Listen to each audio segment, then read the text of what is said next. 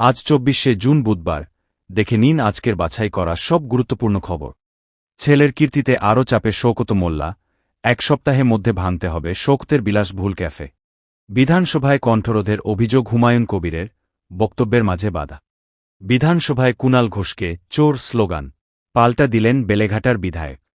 আর আসতে পারবেন না, চ্যাপ্টার ক্লোজ হয়ে গিয়েছে, মমতাকে নিয়ে ভবিষ্যদ্বাণী শুভেন্দু অধিকারীর।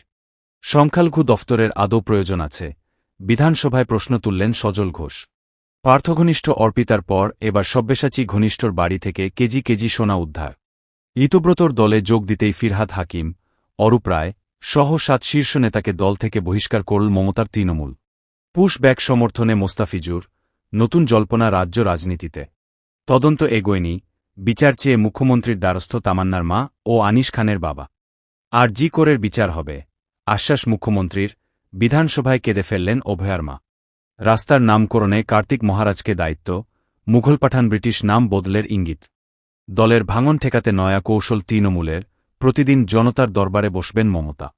আমার দাদা বিজেপির মুখপাত্র, মমতার মামলায় শুরুতেই বলে দিলেন বিচারপতি কান্ত। সিসিটিভি ফুটেজ সংরক্ষণের নির্দেশ হাইকোর্টের। চোখের চিকিৎসার জন্য বিদেশ যাওয়ার অনুমতি চেয়ে আদালতে অভিষেক বন্দ্যোপাধ্যায়। তৃণমূলের ব্যাঙ্ক অ্যাকাউন্টের দখল নিতে সক্রিয় ইতব্রত শিবির,